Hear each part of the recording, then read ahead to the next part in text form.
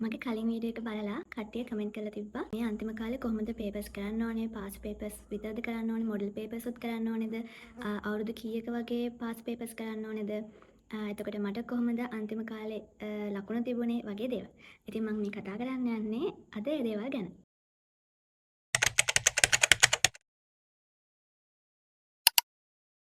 අවුරුදු කීයක pass papers කරන්න ඕනද කියන එක ගැන ගත්තොත් ඇත්තටම අවුරුදු 10ක විතර උපරිම අවුරුදු 15ක වගේ පාස් පේපර්ස් කරොත් ඇති.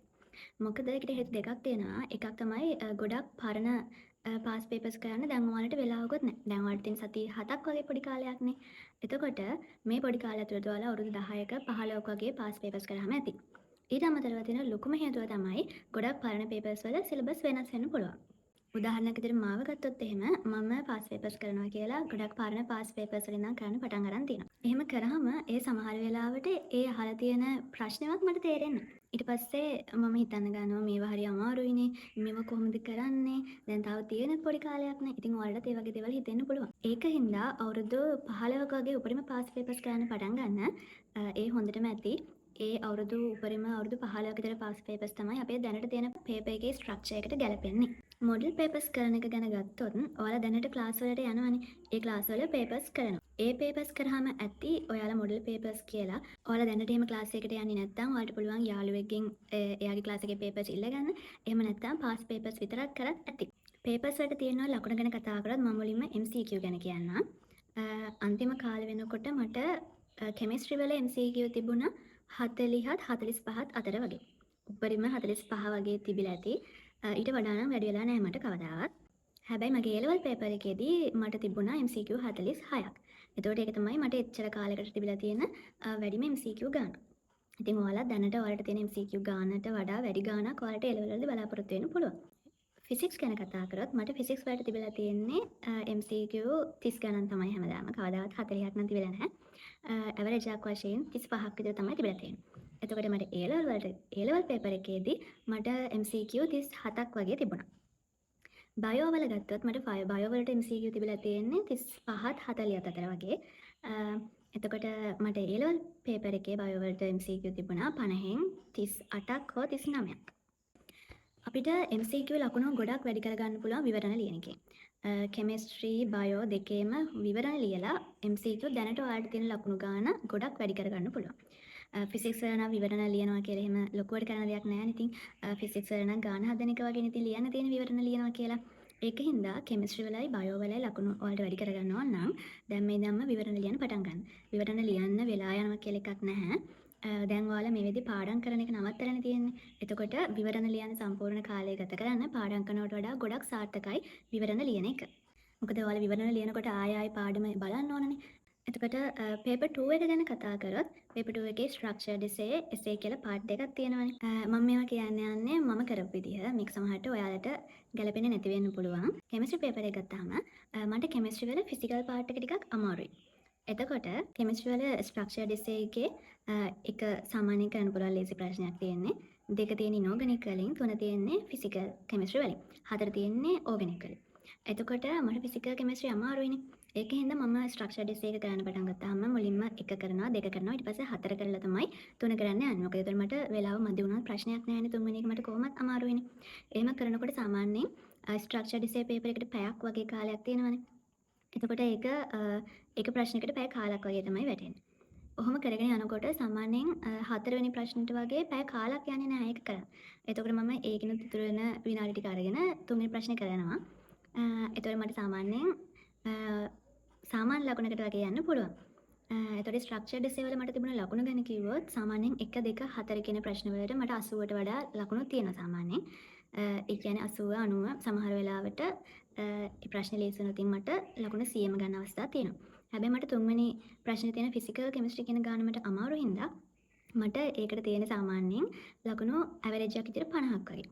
ඒ වුණාට ඒක ගැන මම වැඩි හිතන්න යන්නේ නැහැ. මොකද මම අනිත් ඒවායෙන් ලකුණු රැස් කරගන්නවානේ. කෙමිස්ට්‍රි එසේ පේපර් එක ගැන කතා කරොත් ඒකේ A B කියලා පාර්ට් දෙකක් තියෙනවානේ. ඒතර A පාර්ට් එකේ තියෙන සම්පූර්ණයෙන්ම ෆිසිකල් කෙමිස්ට්‍රි. B පාර්ට් එකේ තියෙන්නේ ඕගනික් ඉනෝගනික් කර්මාන්ත රසායන. ඒතර මම කලින් කරන මට ෆිසිකල් කෙමිස්ට්‍රි පාර්ට් එක අමාරුයි කියලා. ඒකට මට 5, 6, 7 කියන ප්‍රශ්න වලින් මම දැන් දෙකක් තෝරගන්න ඕනේ. හැබැයි මට විද්‍යුත් රසායනයේ සාමාන්‍යයෙන් සාපේක්ෂව පුළුවන්. B කොටසේ තියෙන ඒ ප්‍රශ්න තුනටම සාමාන්‍යයෙන් උත්තර ලියන්න පුළුවන්. ඕගනික් ඉනෝගනික් කර්මාන්ත රසායනය එහෙම ලොකු අවුලක් නැහැ. ඒක මට පුළුවන්. 5යි 6යි ගත්තාම මට හිතා ගන්න බෑ මම මේ දෙකෙන් මොකද තෝරගන්නේ කියලා. ඒ කියන්නේ මම 5 කරද්දී මට හිතෙනවා මට 6 වෙනි ප්‍රශ්නේ කරා නම් මට මීට වඩා ලකුණු ටිකක් ගන්න තිබ්බද කියලා. ඒතර B කොටසේ මම ඕගනික් ඉනෝගනික් කරාම මට හිතෙනවා මට කර්මාන්ත රසායනයේ ප්‍රශ්න කරා නම් මීට වඩා ලකුණු ප්‍රමාණයක් ගන්න තිබ්බද කියලා.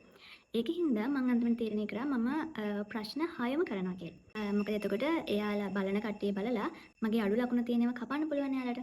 ඒකින්ද මම තීරණය කරා ප්‍රශ්න 6ම කරනවා කියලා. ඒතර සාමාන්‍යයෙන් එසේ පේපර් එකට පැය දෙකක් තියෙනවා. එක ප්‍රශ්නයකට එතකොට පැය භාග ගානේ තමයි වැටෙන්නේ. ඒතර මම දැන් ප්‍රශ්න 6ම කරන හින්දා මට එක ප්‍රශ්නයක් විනාඩි 20කින් කරන්න වෙනවා. මම මෙහෙම කරේ මට සාමාන්‍ය කෙමිස්ට්‍රි පුළුවන් හින්දා. ඔයාලට සමහරට කෙමිස්ට්‍රි වල අමාරු පාඩම් තියෙන්න පුළුවන්. එහෙම වුණොත් මේක කරන්න අමාරුයි. ඔයාලට හොඳට කෙමිස්ට්‍රි ලකුණු ගන්න පුළුවන් කෙනෙක් නම් ඔයාත් ප්‍රශ්න 6ම ඒ ටයිම් එකට ලියන්න try එකක් දෙන්න. ෆිසික්ස් ගැන කතා කරොත් මට ෆිසික්ස් වල අමාරු පාඩම් තිබුණා දෙකක් තුනක් විතර. ඒ කියන්නේ මම ඒවා හරියට ඉගෙනගෙනත් නැහැ. ඉගෙන ගත්තට මට ඒවා තේරෙන්නේ නැහැ. මම හින්දා ඒවා ඉගෙන ගන්න එක නවත්තලා තමයි තිබුණේ. මට ලකුණු ගන්න පුළුවන් පාඩම් වලින් උපරිම ලකුණක් ගන්න try කරේ. එතකොට මම ෆිසික්ස් පේපර් එකේදී ෆිසික්ස් එසේ පේපර් එකේදී ඒ විදිහට මම ප්‍රශ්න ඔක්කොම කරන්න ගියේ නැහැ. මම මට කරන්න පුළුවන් ප්‍රශ්න ටික විතරයි කරේ. ෆිසික්ස් වල ස්ට්‍රක්චර්ඩ් එසේ එකේ තියෙන ප්‍රැක්ටිකල් ප්‍රශ්නනේ. එතකොට එතන ප්‍රැක්ටිකල් 4ක් තියෙනවා. අපිට අධ්‍යාපන අමාත්‍යාංශයෙන් දීලා තියෙන ෆිසික්ස් වලට ප්‍රැක්ටිකල් හෑන්ඩ්බුක් කියලා එකක්. ඒකේ ඔය ඔතන අහන්න පුළුවන් ප්‍රශ්න 4ම ඔක්කොම ප්‍රැක්ටිකල් ටික තියෙනවා. ඉතින් ඒක අනිවාර්යෙන්ම ඔයාලා දැනටමත් ඩවුන්ලෝඩ් කරගෙන නැත්නම් ඩවුන්ලෝඩ් කරගෙන හරි නැත්නම් ඒක කම්පියුටර් එකෙන් බලාගෙන හරි පාඩම් කරගන්න. ෆිසික්ස් වල විදිහට පාඩම් කරගත්තාම ස්ට්‍රක්චර්ඩ් එසේ එකට ලකුණු ගන්න එක හරිම ලේසි. බයෝ පේපර් එක ගැන කතා කරොත් බයෝ වලත් ස්ට්‍රක්චර්ඩ් එසේ එකේ ලකුණු ගන්න එක ලේසි. මොකද එසේ එකේ අපි අපෙන් එයාලගේ හිතේ තියෙන දේ මෙයාලා බලාපොරොත්තු වෙනවා අපිට ලියන්න ඕනේ කියලා. ස්ට්‍රක්චර්ඩ් එසේ එකේදී අර ප්‍රශ්නේ අහලා තියෙනවා. මේ ප්‍රශ්නෙට කොහොමද තියෙන එක උත්තරයයි ඒක ඒ ස්ථානේ ලියන්න තියෙන්නේ. එසේ එකේදී එහෙම බෑ. එසේ එකේදී අපි තනිකරම කටපාඩම් කරලා ඒකේ විදිහටම පේපර් එකේ ලියන්න ඕනේ. බයෝ එක ගැන කිව්වොත් මට බයෝ වලට ෆ්‍රෙෂ් අයි එකේ ඒකක් තිබුණා. ඒකට හේතු වුණේ මම ෆ්‍රෙෂ් අයි කියනකොට මට ෆිසික්ස් කෙමිස්ට්‍රි ගැන එහෙම ලොකු අවබෝධයක් තිබුණේ නැහැ. ඒ කියන්නේ මම ඉගෙනගත්ත දේවල් මගේ ඔළුවට ගින් තිබ්බේ නැහැ. ඒකින්ද මට කරන්න පුළුවන් වෙච්ච එකම දේ රිසෝස් බුක් එක බලාගෙන බයෝ පාඩම් කරන එක. ඒකින්ද මගේම ක්‍රමයක් තිබුණා මම බයෝ පාඩම් කරපො. ඒ විදිහට මම බයෝ පාඩම් කරලා මම ෆ්‍රෙෂ් අයි එකේ ඒ එකක් ගත්ත බයෝ වලට. ඊට පස්සේ මට අනිත් සබ්ජෙක්ට් එකක් පුළුවන් වෙනකොට මට බයෝ වලට එච්චර ලොකු කාලයක් වැය කරන්න හම්බුනේ නැහැ. ඒකින්ද ඉතින් මගේ බයෝ A එක B එකක් බවට පත් වුණා. මම පාඩම් කරපු විදිහට බයෝ පාඩම් කළා හරියන්නේ නැහැ. දැන් ඔයාලට තියෙන සති 7යිනේ. මම මාස ගානක් තිස්සේ තමයි අර විදිහට බයෝ පාඩම් කරේ. දැනට බයෝ පාඩම් කරලා තියෙන විදිහට බයෝ පාඩම් කරලා ඒ විදිහට පේපර් එකට ලියන්න. බයෝ වල නම් පාස් පේපර්ස් කරන එක ගැන ගත්තොත් බයෝ වල 2019 ඉඳන් දැන් තියෙන සිලබස් එක වෙනස් වුණේ. ඒ හින්දා බයෝ වල ගොඩාක් පරණ පේපර්ස් කරන්න යන්න එපා කොහොමත්ම. බයෝ වල තියෙන ගොඩාක් පරණ සිලබස් එකේ ඒවා දැන් තියෙන සිලබස් එකට විදිහට හදපු MCQ ක්ලාසිෆයිඩ් කරපු පොතක්. මේක තමයි මේ පොත. ඔයාලට පුළුවන් නම් මේ පොත ඔන්ලයින් හරි කොහමද ගෙන්නගෙන කරන්න. මේකෙන් ඔයාලට ගොඩාක් MCQ ලකුණු වැඩි කරගන්න පුළුවන්. මම පේපර් කරද්දි කරපු වැඩක් තිබුණා. මම මෙන්න මේ වගේ chart එකක් හදාගෙන හිටියා. මේ වගේ ඔයාලට පුළුවන් මේ කොලේ උඩින් ඔයාලගේ අදාළ සබ්ජෙක්ට් එක ලියලා මේ විදිහට තියෙන ප්‍රශ්න ගානට කොටු ගහ ගන්නවා. ඊට පස්සේ ඒ අදාළ ඒ පේපර් එකේ අදාළ අවුරුද්ද ලියලා ගත්ත MCQ ගාන ඔයා පළවෙනි ප්‍රශ්නෙට ලකුණු කීයක් ගත්තද?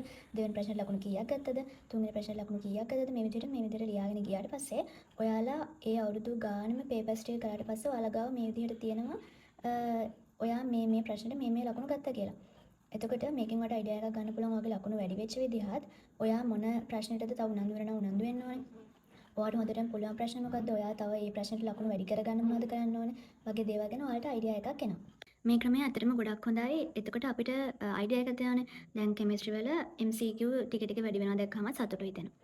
ඊට පස්සේ පළවෙනි ප්‍රශ්න ගත්තාම ඔන්න ඒකේ 2011 පේපර් එකේ වඩ ලකුණු 80ක් තියෙනවා. 2012 පේපර් එකේ ලකුණු 85ක් තියෙනවා. ඊට පස්සේ 2013 පේපර් එකේ 75ක් තියෙනවා. එතකොට ඔයා බලනවා අයියෝට මේකට ලකුණු අඩු වුණේ කියලා. ඊට පස්සේ ඒකට හේතුව හොයනවා. ඒ වගේ දේවල් කරන්න පුළුවන් මේ වගේ chart එකක් ගහගත්තාම ඒකින්ද මේ වගේ chart එකක් ගහගන්න එක ඇත්තටම හොඳයි. මේ සතියත් හොඳටම ඇත්තේ ඔයාලට මේ විදිහට වැඩ කරලා හොඳ රිසල්ට් එකක් ගන්න මෙඩිසින් යන්න. ඉතින් මම හිතනවා මේ වීඩියෝ එක ඔයාලට වැදගත් වෙන්න ඇති කියලා. ඉතින් මේ වීඩියෝ එක හොඳයි නම් ලයික් එකක් දාන්න. ඔයාලා කැමති නම් මාව subscribe කරන්න.